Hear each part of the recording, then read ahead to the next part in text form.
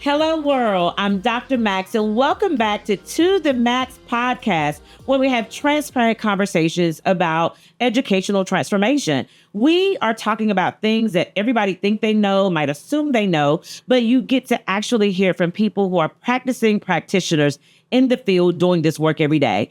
I am Dr. Maxwell. This is my 23rd, 24th year in education. I've served in multiple roles, from an exceptional children's teacher, assistant principal of instruction. I've worked for the state of North Carolina. I've been a principal of 4 schools over the span of about 14 years. And so I think that I've met a lot of people along my path and journey in education that have helped shape who I am as a leader. And I think the conversations that we're able to have will give you some nuggets to make you better equipped, or to fine tune the skills that you already have. So today we're joined by Bridget Hayes. As you can see, she's repping the organization that she's a member of today. So we're going to let her introduce herself along with Miss Latrayl Adams. Bridget, please introduce yourself. Well, my name is Bridget Hayes. I have about years. So you want to keep that to yourself? I want to, but I've been here for a while. Uh-huh. Marty, tell us how many. But I said 23, 24. 13 and a half. Oh, that's it? And I said 23, 24, but that's not. But I'm on the down. Like, yeah. But you look good, girl. You look good. Rising. Yes. So the kids keep me young. I've been a middle school teacher, science teacher, moved into administration. I was an assistant principal for about 8 years, and now I'm in my first principalship. Congratulations, girl! Yeah, and not any. You're a principal first time of a high school. Like, so that's a big deal too, because most of the time you don't just walk straight into a high school. Right. So we'll talk a little bit about that as well. There's reasons for that I've learned. Yeah. She's like, she gonna tell us the tea. Yeah. And then the sweatshirt you have on, would you like to say anything about that? Well, sure, absolutely. So cute. So cute. I am a member of the illustrious sisterhood. This is going to be a great show, ladies and gentlemen. The best sorority. Oh, are we doing that already? I think that's what everybody should know off gate. That's where that's where my pride comes from. Oh my! That's where this passion. See, that's why we just different over here. My pride comes from the blood of Jesus. Oh, okay. Like this is So now we have Miss Latrayl Adams. She's going to introduce herself. Hello, good people. Hello. It's always great to share good space with good people. And I'm so excited to be here. I have served as a secondary school counselor, an SEL specialist. Yeah. So I'm 21 years in the game out here. I'm legal. You're a baby. You are a baby. Yes. It's to that point where it's like you too far to like turn around. Amen. Keep going. But you got to keep. You keep going. And so with those 21 years of experience, I have just found myself really passionate about students and adults thriving, because I feel like a lot of us just be surviving. Surviving is a thing. Surviving is a thing right now. Right? Yeah. And so sometimes that's just what it is, right? But super passionate about people moving beyond the survival and trying to get to that space of thrive and job satisfaction, and for really school to not just be a place where, of course we come for learning, but trying to get some joy. Like, yes. Get some joy. I love that. Can we get some joy? Joy. But sometimes it's hard. Right? It is hard. That joy is hard to find some days. So while we're talking about surviving and thriving, we're in the midst of some major changes happening in their impacted education. Lord. So how are you handling that? And does it have any impact on you and your career field, your choice, and, your life right now? Because there are a lot of changes. So I feel like that question is twofold. And in the vein of SEL, like, it's important to address the other part of it. So yes, obviously there's some impact to education. So we are just really riding a wave. We are riding. Figure it out. Trying to hang on. Yeah. We've got our life vests on. Drowning, baby. Trying to see what's going to happen because it literally changes from moment to moment in the day, in the course of the day. When, in the morning, we may think that all of our funding is gone. By midday, it's like, well, maybe not this funding. Right. And then by the afternoon, well, part of your funding is safe. And part of the school system or this area of the school system or your grant funding and all these things, that might be safe. So we're really just figuring it out as it comes. Yes. So I think that is something that we're going to have to continue to do until. But then that brings up the other part of the SEL that, in the vein of SEL, is like, how do we deal with that as a person? The struggle bus. How do we deal with that? Because it's not only is that impacting our professional space, but that is also affecting us at home. Yes. The price of eggs, the price of gas. $8 and 18 cents. That's like for great value. If you what goes well, wait. Eggless Best are $6.99. You might as well just go to Eggless Best. Yeah. No great values. So okay. So why are we talking about it? So bring us back. No, it's a real thing. That's a both things that we have to do. Yeah. So good point. Dealing with our own home lives and then having to bring the uncertainty of our professional lives and take that home because we're human. And so it's important that we are looking at what we're talking about today because we got to figure out how to make our way through this. Yeah.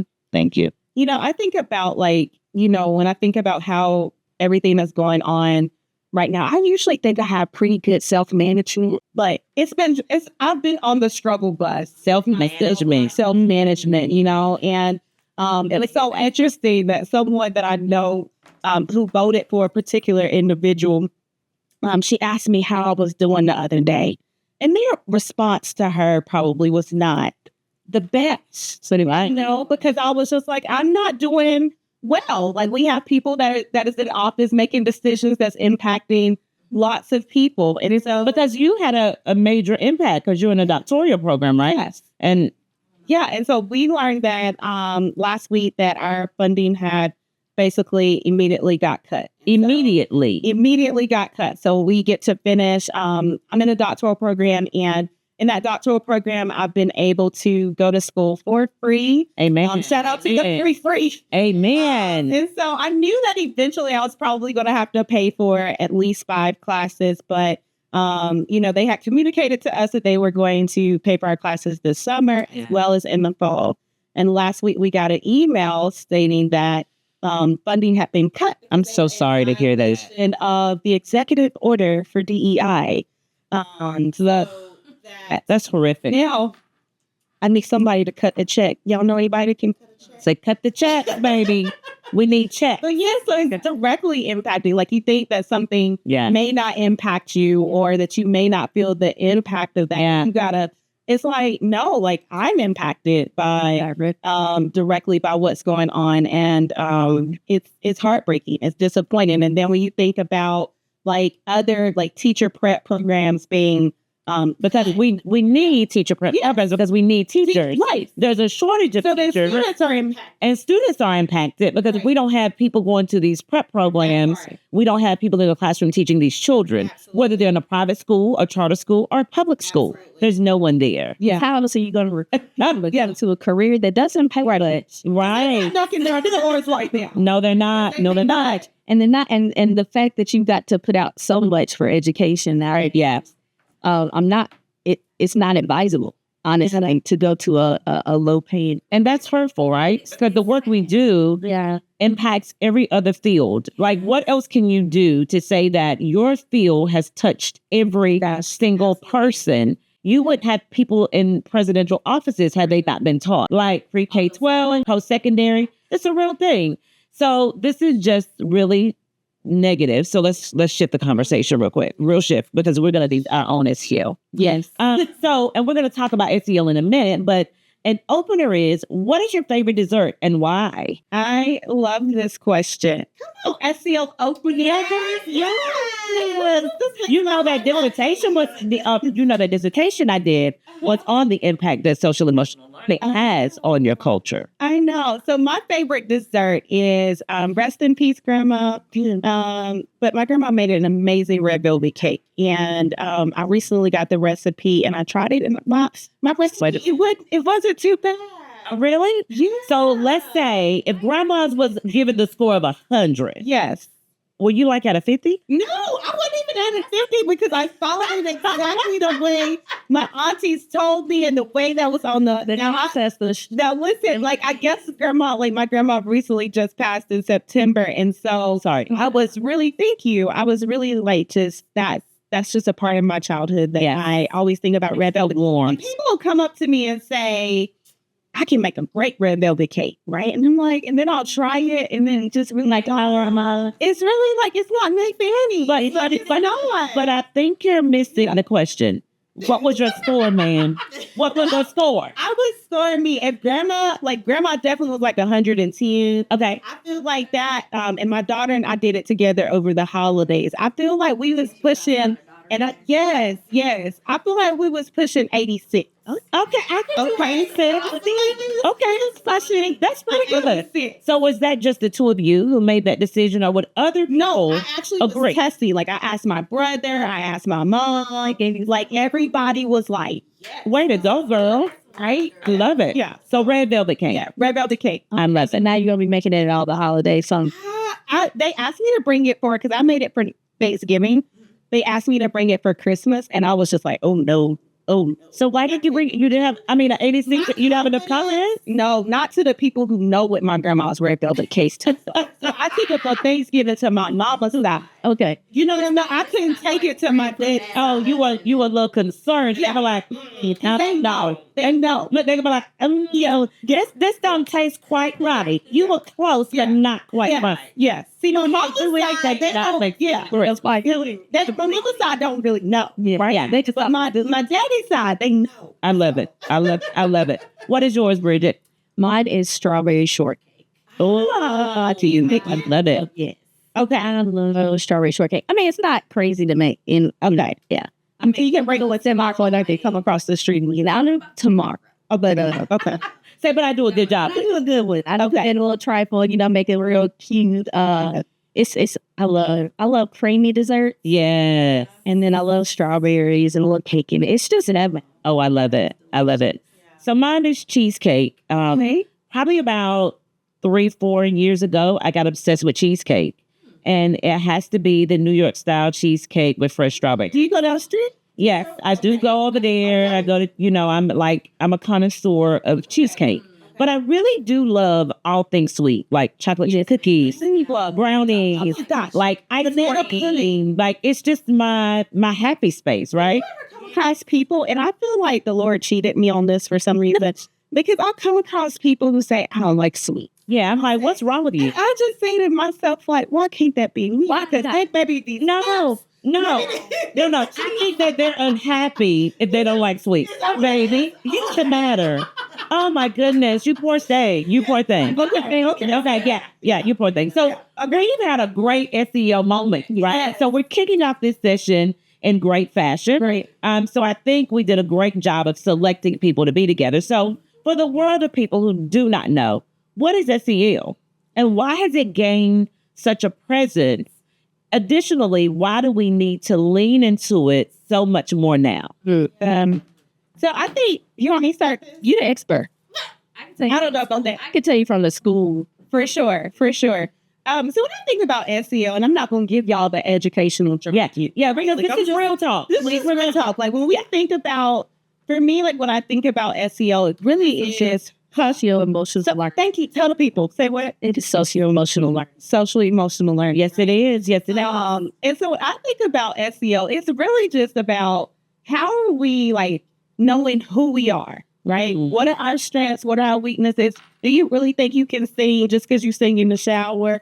Or are you like, what are your strengths? Like, what are the things that you are good at? But also like, what are your triggers? What are the things that you're passionate about? And then I think it's like in that space of like, how are you managing moments? I've been thinking about that a lot. Like, how are you managing moments? How are you managing stress? How are you meeting the goals that you need to, meet within a given day? Like, how are you being in a space where you are, being able to advocate for yourself and advocate with others? And so really like knowing who you are, knowing what your strengths are, what your weaknesses are, but then also being able to navigate in community.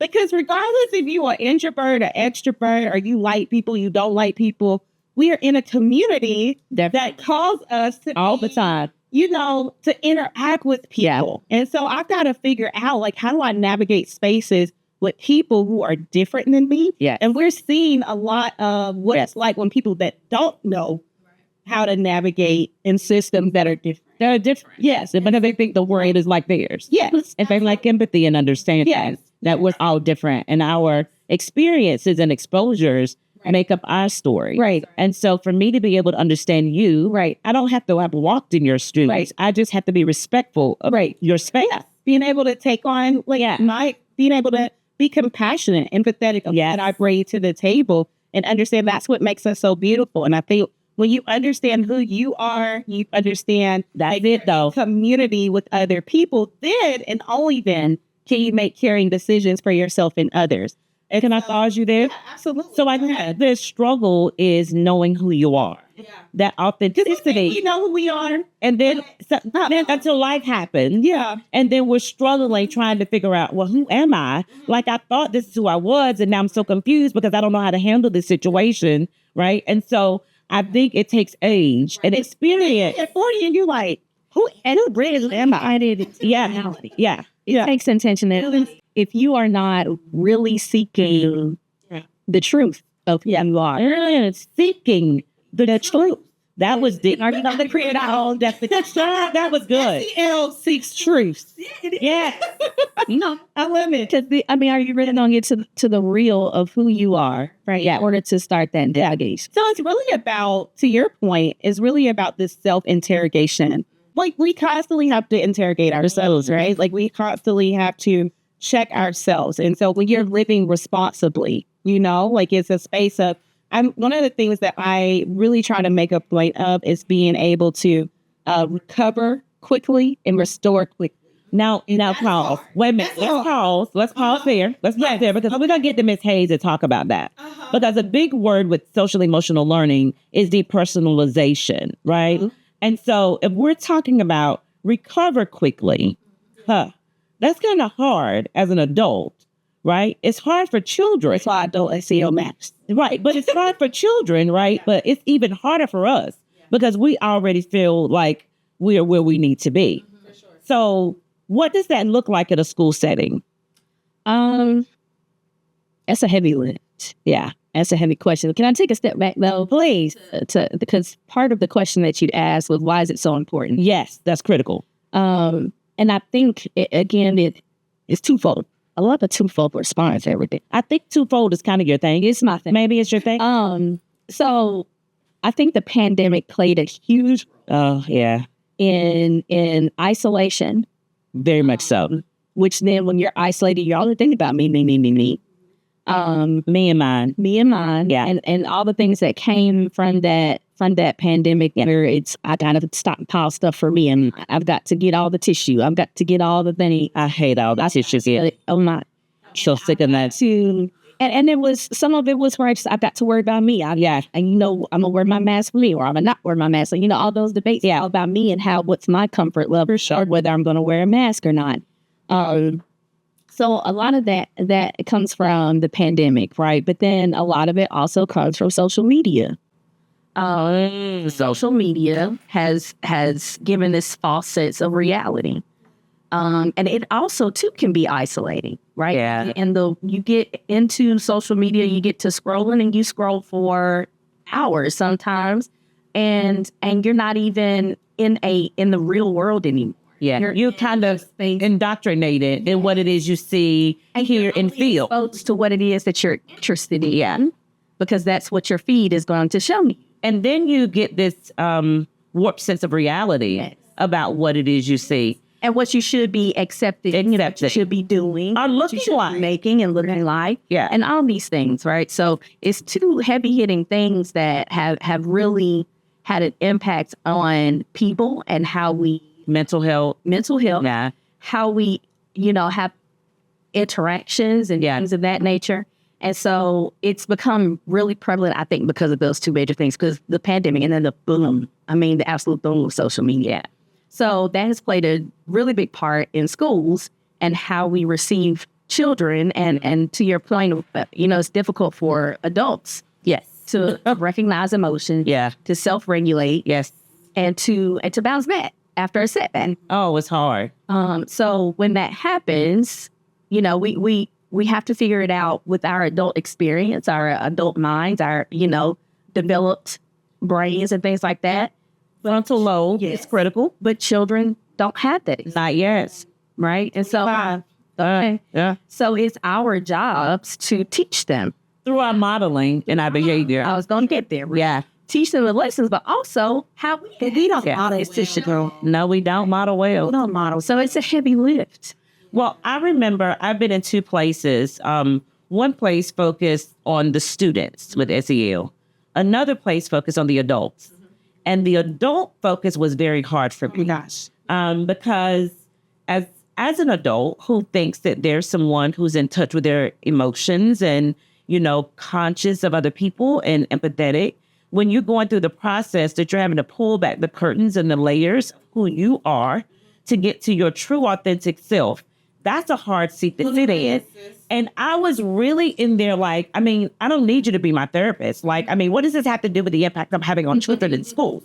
Like, is this going to improve test scores? Right? Like, that was my whole mindset until I got to really spend time researching it and understanding that it's not so much about a program, but it's a practice and it's a way of life. And if we get to the point of understanding our own microaggressions and our own biases and learning to self-regulate and depersonalize, then we're better for our children because our children don't do what we tell them to do. They do what they see us do.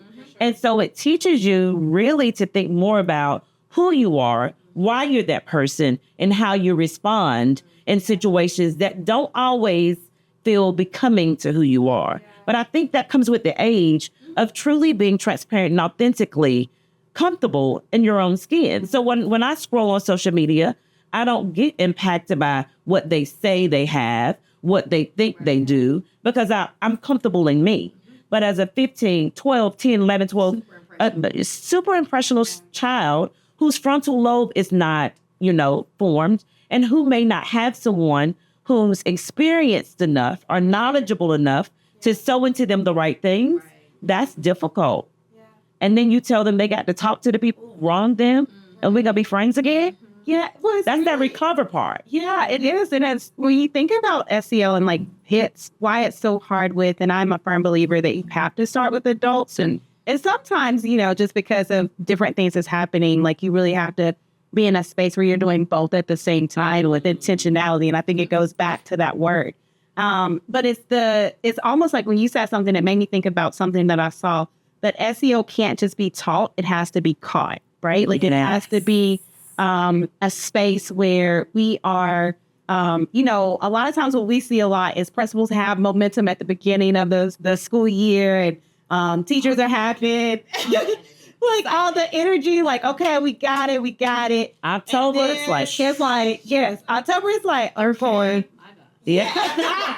So it starts. We're just trying to make a space where it's it gets lost in the sauce because of so many other initiatives or just so many other challenges. And so really it's that space of how are we intentionally, consistently making this a part of who we are? Because it should be a way of life. It shouldn't be absolutely the way you're describing it, because as a principal, it always feels like another thing. Right. But the way you're describing it, it should be a part of the thing. Yeah. It's just our way of life. I think that's the challenge too, because it always seems like.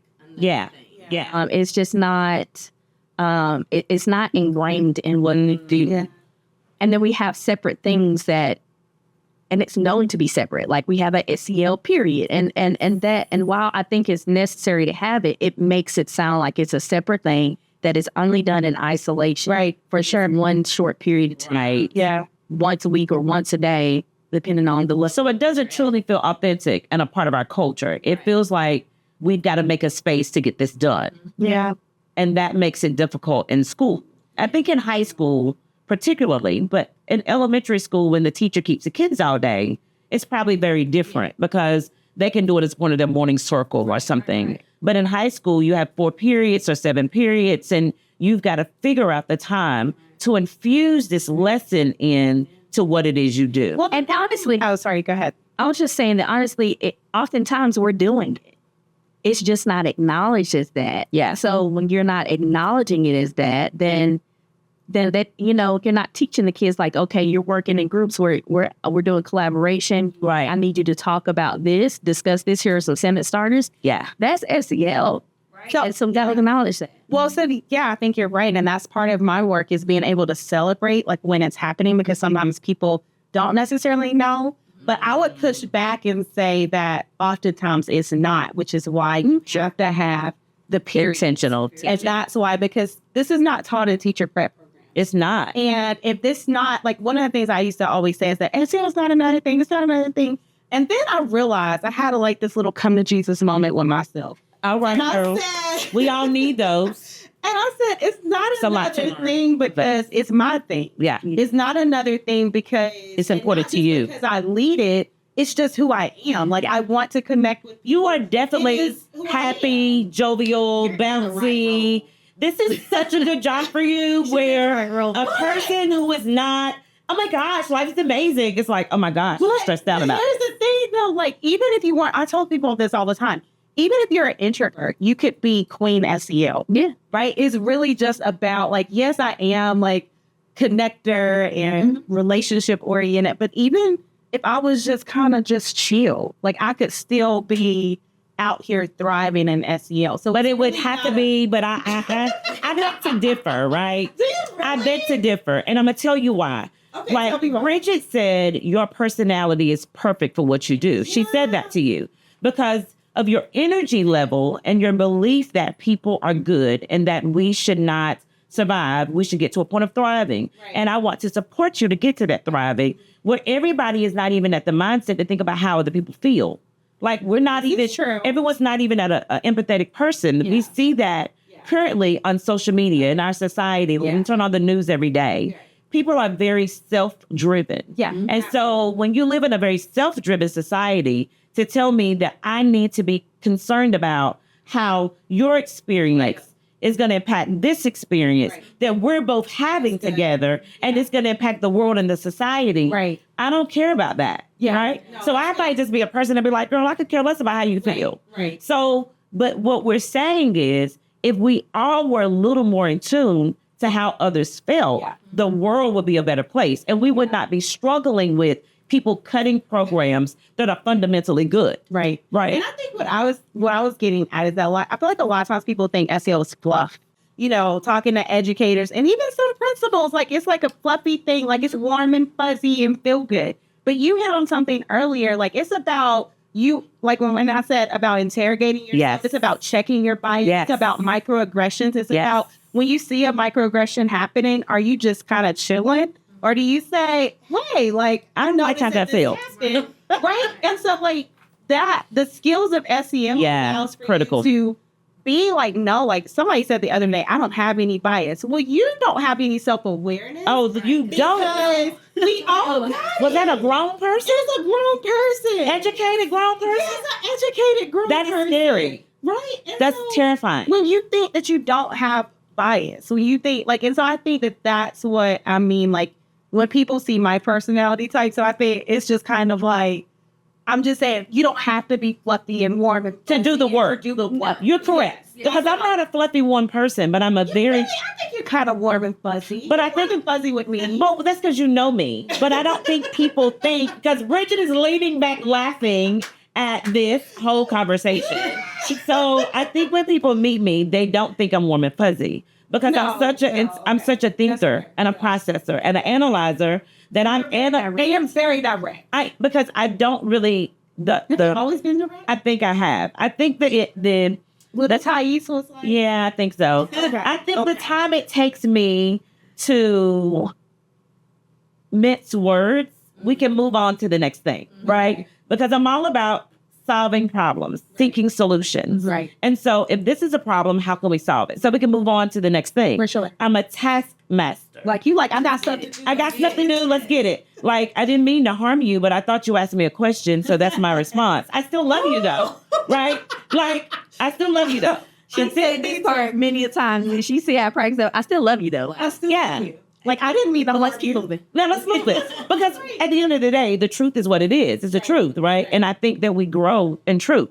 And I think we sit so oftentimes in non-truth. Right. And so We can't take feedback. and we can't take feedback. And so Deep in me. you can That's the challenge. feedback for me is a gift. And so if there's something that I need to do to improve upon a practice and you see it and I can't because I'm so indoctrinated in my way, tell me, because it's going to simplify what I'm doing so I can move on to the next Now, thing. how you tell me, though, is like, that's important. No, I agree, I Tone. want you to tell me, like, In love. way, like, yes. But I think that my voice and my tone is just what it is. And so even though... saying, like, get over the tone. No. Like, even now... How you restore, I think. Right. And Because even now my tone is not jovial.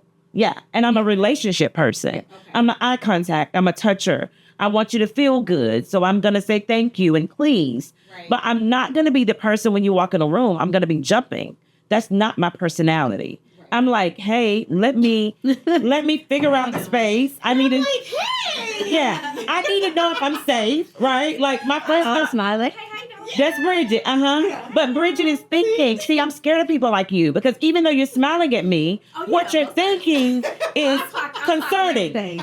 Where I'm just sitting over here like analyzing the space, like, oh, this is really nice. I'm going to smile away, but I got to make sure I'm safe before I get comfortable. So we already know whether or not I'm safe, and I'm trying to see. Like, that's good. See, that's how you do. Yeah. Right. So you already know somebody. I know. Yeah. But I'm gonna walk with God anyway. So my husband tells me I'm so naive, and I think all people are good. And like, I am such a kind-hearted person that I'm just like, oh, they're amazing. Oh, I love them. Oh, and they love me. And then when something happens, it's crushing to me because I believe in your authentic words that you told me. Because why do you have a reason to lie to me? If I'm truly true to you, why would you not treat me that way? And so for me, that is why I think my disposition is guarded because I'm such a loving and giving person that when I love you, you get all of me. I don't automatically assume bad from people. I automatically assume that you're good. But I feel like with you take kids like so serious as you should. Yeah, I love my And children. when you see like systems that are not just and people who are doing things like adults who are doing things that are harmful to kids, like I think that just like disturbs you. Oh, absolutely. That's like with my children. That's a trigger. I think that triggers, so I think that triggers you. It allows for you to be like, no, what you not gonna do? There's no way you're trying to develop. Yeah. What you It's not play gonna about do? my kids. You not gonna play with me or them. Yeah. Period. Pooh. Right. So I think No. that, is where you get like, And I'm working on that. But that's an adulting piece for me. Don't lose that. Well, I think that I've got to keep the passion, but I think as a part of the growth and us really, truly being self-interrogators, that is an area of myself that is not all, it doesn't land well on other people. Right. And so my advocacy, Sometimes it's necessary. I do. And then sometimes you choose it as you interrogate yourself. You just think, is this always necessary for me to go hard, or be as blunt? Yeah, that would be your self-reflection. Yeah, knowing that you're not wrong. Thank you. Well, I'm working on it because I've done a lot of work with SEL. And I mean, we've had conversations about it when we first started in another location. It was about, why do I have to spend so much time talking to myself? But I think that was the biggest thing. And very transparently, going through the work with SEL made me comfortable with therapy Because as people of color, we say, pray about it, baby. You're strong. Look, people need Jesus and therapy. That's what I say. Hallelujah.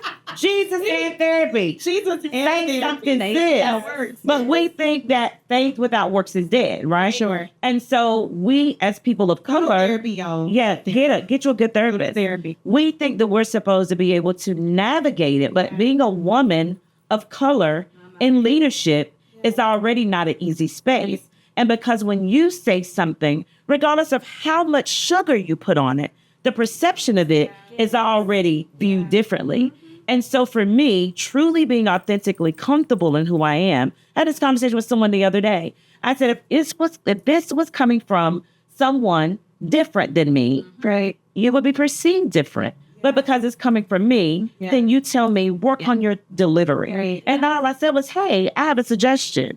So am I not supposed to make those? That's why I say don't think Yes, like, I'm smart, right? We having real talk. I'm pretty intelligent, okay? That's right. So I have ideas too that may differ from yours. But when we work in this work, that's what makes the ideas and thoughts better. Dr. Phyllis Martin, amazing leader, amazing mentor. She said, I have all of you around the table because you have strengths that are different than mine. And if I got to know everything, I don't need you. But that was about the collaborative approach and the distributive approach of leadership that I think we often miss in this role. So let's get back to SEL, girl. I think it's all related, right? For sure. Yeah. And I think that what I hear you talking about and listening to Bridget and just me reflective, like one of the things that I always tell people is that, like, really it's about, like, when I think about SEL, I think about 5 competencies, but one that Can you list those 5 competencies? Because the world may not know, ma'am. Sure, I think about, the word. self-awareness, self-management. And you took notes on your phone. Need to. Self-awareness, self-management, social awareness, relationship skills, and responsible decision-making, right? And I think for me, like, one of the ones that outside of knowing yourself really well and self-awareness, it is also like how you are building relationships with people. And so I usually say, like, put money in the bank. But the problem is a lot of times people, like, want to make withdrawals. All the time. And they haven't put money in the bank. Nobody ever want to deposit no money, girl. They want to deposit no money. And they over here at NSF. Is that right? NSF? Yes. Like, non-sufficient funds. Say something. And like, for me, it's like, you can That's say, good. if we have relationship, you can say whatever you want to say to me. And unfortunately, I see, because I know it's coming from a good space. a space of love in your heart. And I think that's the positive. And I tell people all the time, be careful how you treat people, because you never know when you're going to come back and sit in this seat and need that person. And so I really do pride myself on the years of experience that I've had. I've made some really good relationships. And so the heart of me, but if you didn't know the heart of me, you would think that I'm just a non-caring person. Right. But you're like, I see you as happy and jovial, because that's innately who I am. Right. That's not innately who I show to everyone. Right. Because if I'm already an innately giving, loving, empathetic person, I don't want people to take advantage of that side of me. Right. And so therefore I sit guarded and I'm thinking, I'm analyzing, I'm being aware of my delivery of every part of my body in a space, because social emotional learning taught me those pieces about me that I really wasn't aware of. And so I think the work is critical that we need to teach our children that much younger, because if they cared about the differences in other people, then we could all function in society together. Ask you a question. Yeah. This ain't on your list. No, it's not on my list. And you see, world, I have a list. It's nice. I don't know. We got to. I mean, we kind of inadvertently had some questions. It's a good conversation. You talked about, or you mentioned teaching them young. Do you feel like we were taught young? I harken back to the days of children are seen and not heard. Yeah, we got to unlearn some of the things. Yeah. Which I think we got to do better. We know better now, Bridget. We do, but I think we can't throw the baby out with the bathwater. For sure. I think there's some merit in that. Yes. I do think there's something. Because I think our children have too much to say. Amen. Without having the knowledge. Like, listen before you speak. Right. It's a good one. You don't have enough life experiences right now to be talking about. The don't cry. That's horrible. And we do that to all children, boys and girls. And reflectively, somewhat my mom told me the other day, she was like, Thyais, you've got to get tougher and stop crying about everything. I mean, I know you just care so deeply, but I worry about the crying. And someone said to me, tears are words to God.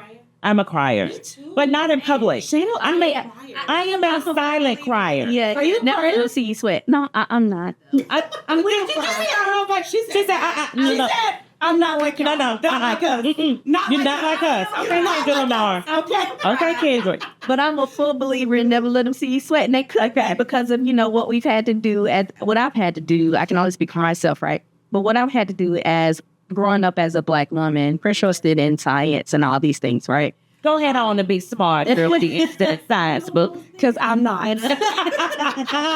Go ahead and challenge yourself and your areas of growth, boo. So, but I think there's some merit in some of it. I think that the approach could change. Yes.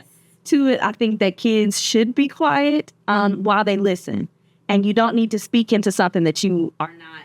That's good. I feel like that's not just kids, though. That's everybody. I feel like that's... So you have 2 ears and 1 mouth. Right. Yeah. And so listen and learn, and then you can when you can contribute something to the talk, then come on. But I think that takes time, and we have to teach them how to do that, right? So again, there's intentionality that an approach probably it needs to be different. I think there's some merit to it. So not throwing all of it out, but also that stop crying. I think that's emotional regulation too.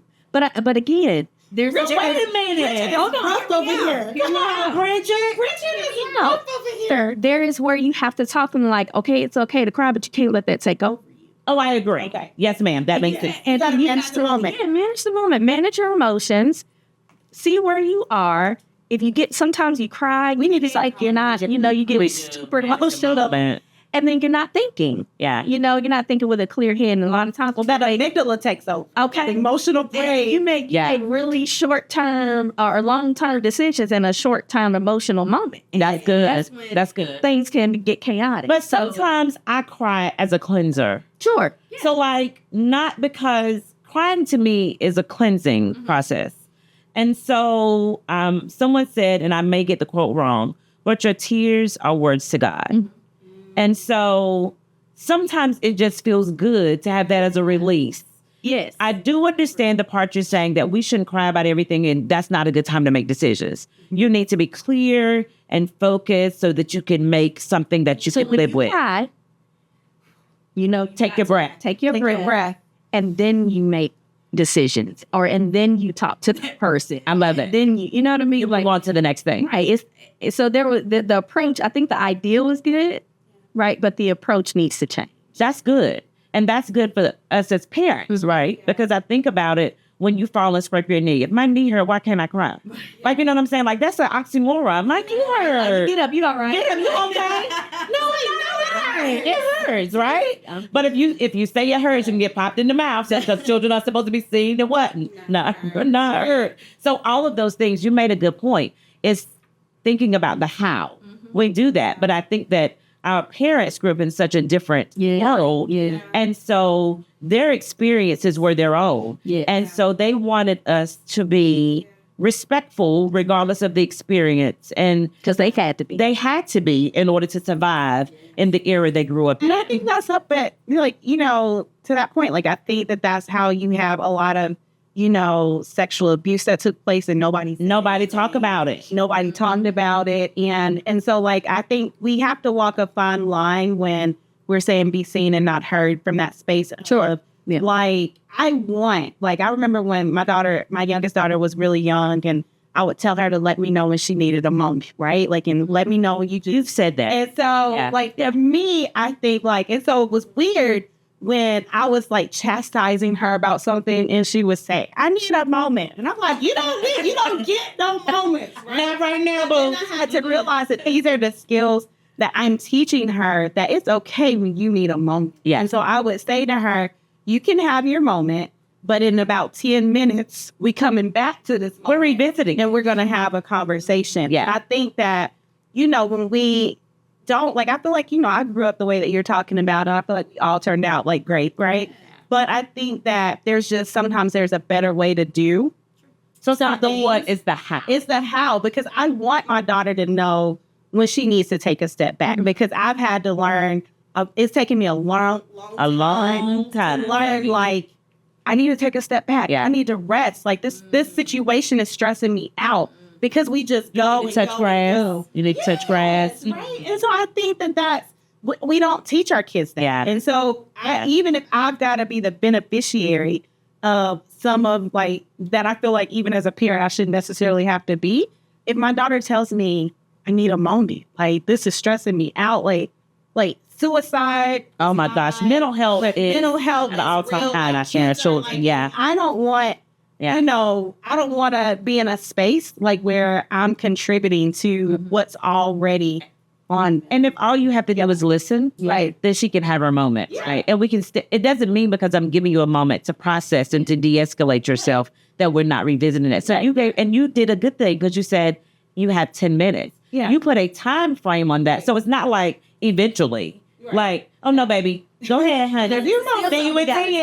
Yeah, because they have to be solved. Hey. You guys have been amazing as guests. I'm really enjoying. Like, we're gonna. Well, like, I mean, we can stay forever, but I mean, I know. That's so good. So what I would like for you to do is share some things that you want people to know about SEL, because we did not touch on, even though when you're going through these things, you have to self-regulate. And how do you do that? Like, you talked about giving your daughter 10 minutes. You talked about the how that we handle the situations, and maybe crying isn't your thing. But what can we do? Because we're all dealing with things that is going to stress our self-awareness, our self-management, all of those 5 competencies that you shared about social emotional learning. So how do we navigate society and be good for children that we serve every day while still teaching them your voice is valued? That's a good question. Yeah. Breaking that down, it's like a multi-part question. I thought you liked multi-parts. I thought you wanted to too. Multi-part answer. Okay, multi-part answer, but not questions. I apologize, Bridget. My apologies. So it's important to me, for my well-being, that I take care of me, right? And I've had to realize that, because taking on a principalship, and I said, there's a reason usually why you don't go straight into a high school principalship, because it's heavy. It's a heavy lift. It's a heavy lift. Culture, climate, and sports, athletics, it could be a whole world, academics, behavior. 10 to 14-hour days. Yes. Every day. And you never cut off. No. Saturdays nor Sunday. No, I was on the phone all day yesterday. Yeah. About work. So, and then when I leave here, I'm going to go do back to work messages and all these things. I'm going back to work. So how do you take care of Bridget? I had to really reconcile what should be my priorities in work and what should be my priorities with self. And the priorities with work cannot supersede my priorities for self. Because if I were to go today, and we've heard it a million times, to go today, my role will be filled tomorrow. Amen. And I heard something so good this past week, that your role will be filled tomorrow. I'm not paraphrasing. So your position at work will be filled tomorrow, but your position in your family will never be filled. And so I have to. I cannot let the priorities at work supersede my priorities for myself. Amen. I had to get to the point where I know that there's so much work to be done. But I have to take my time. My Saturdays have to be, aside from yesterday, my Saturdays. Oh, no, wait. Was it yesterday? I think it was Saturday yesterday. Third quarter. I heard a lot is going on there at third quarter. But my Saturdays, and I think I told you this a while back, that I had to take them on as me. That's Vietnamese. But listen, I want to go. I like to run around. Okay. Oh my gosh! So look at what just happened. Y'all just got a self-care moment and made a new community to do an activity together. I mean, that's what look, it's a community. It happens. It happens. We just don't say inadvertently. Put a pinpoint in. Yeah. Hey, this was SEL. Yeah. But I had to realize that I had to take care of me so that I can then take care of others. I love it. Oxygen mask on first. And that's what they tell you when you're on an airplane. You have to put your oxygen mask on first. But as women, we forget that, right? And we want to care for everyone else. And we neglect ourselves. And I think that's a great takeaway. Take care of you. Put your own oxygen mask on, because then you're better able to serve others. Yesterday we were talking about, like, you know, when your cup runneth over, right? Like, what's in the cup is for you. And oh, wait a minute. You know, just runs over and what flows out. That's good. And so I think a lot of times we spend so much time pouring, because I'm a pourer. You are. You spend so much time pouring, and then you realize, like, okay, is anybody going to pour back into? I'm like, I'm just, I'm over here like, just like, you're empty. And mouth dry. Right. So I think one day when you learn about yourself, that self-awareness piece, like, it really allows for you to say, like, hey, like, I can say no. I like that. Saying no is hard. Yes. Yeah, that's good. Because if you are a show-upper, yeah, made up a word. That's a good word. But if you want to, if you're a person that likes to show up, if you're a person who values relationships and wants to be consistent with people, sometimes it's hard. And so for me, like, you know, when you're in school, like, you work full time, you got kids, you were running a business, like, I can't always show up, right? Like, I can't, and I've got to be okay with, you know, not showing up for everybody all the time so that I can show up for Latrayl. I love that for you. Yeah. And I think that's great. Yeah. And so I think, like, when you are prioritizing SEL, I think that it really is a space of, you know, thinking about, for me, like, living within your values. So my values are connection, positivity, and service. And sometimes when I think about my values, those values that I live by, I think that a lot of times I think about them with other people, but it's hard. I don't necessarily think about my values and how I'm making that show up for myself. And so I think that it's important to, like, how I take care of me is thinking about, like, how can I live within my values? How can I serve myself too? And it's a work in progress, because I'm still struggling. But I think that's going to be. I think it's going to be a constant thing that you have to revisit, and you have to remind yourself, what did I do for me today? What have I done for myself this week? How have I honored myself too? Because I'm changes, definitely. Like, your own needs will change with progress. You can't stop learning yourself. Right. And so when you continue to learn yourself, then your needs don't change, so your actions are going to change too. And so yeah. And I think, like, you know, too, like, I have like an open door policy, but one of those things for me that I'm learning is that I got to shut my door. Oh my gosh, I'm struggling with that. I am struggling, but I'm not against someone. People not because guess what? Hey, wait, I have a blind. They will peek around the blind. Listen, they will knock. They will call their phone. This little thing on my, like, this, I don't know what you call it, but it's like a little picture, and I can turn it to do not disturb in a meeting. And you're going to be disturbed. Like, I'm like, you don't say do not disturb. And you're somebody, like, walks in anyway. But I think second, yes. No, but we have to learn to say, no, my son was on do not disturb. And that doesn't mean you don't care. But you have to restore yourself so you can be better able to serve. Get back to you in a moment. That's a good response. Yeah. So focus is a good word. And intentionality. Yeah. So ladies, you guys have been nothing short of amazing. I'm so grateful that you came to hang out with me on 2theMax podcast today. So the Max relationship. So I was so excited. You were so excited. Yeah, I'm so excited. Follow 2theMax. Follow at EDU in 2theMax, baby. But also, what is your at Latrayl? And then follow with your at Bridget, so they can follow you as well. Because this isn't about me. It's about us. Because we should be lifting each other up. Period. Point blank. And that's what we should do. So what is yours? So on Instagram, you can follow me at SEL for the number 4 ed. SEL for the number SEL for ed. ED, right? Like, I had to think about that. Mine right now is really school. Right now, does it change? Yeah. Okay. I mean, I apologize. Just as school base, but it's NFHS_principal. That's my profession. Oh, I love it. I love that. Awesome. I'm so grateful. Personal, private. That's my self-care. That's your boundary, boy. Okay. There we go. Snap it up. So I'm so grateful for each and every one of you for tuning in as we continue to have these real transparent conversations about how we can transform the walls of the schools that our children enter every day, but also the society that we all live. SEL is not for some, SEL is for all. Yes. Make sure you check out social emotional learning, learn about it, and become more self-aware, because we're more self-aware, and when we can manage ourselves better, it not only impacts us, but all of those that we serve. Thank you. Take care. Follow me at EDU into the max. Bye-bye.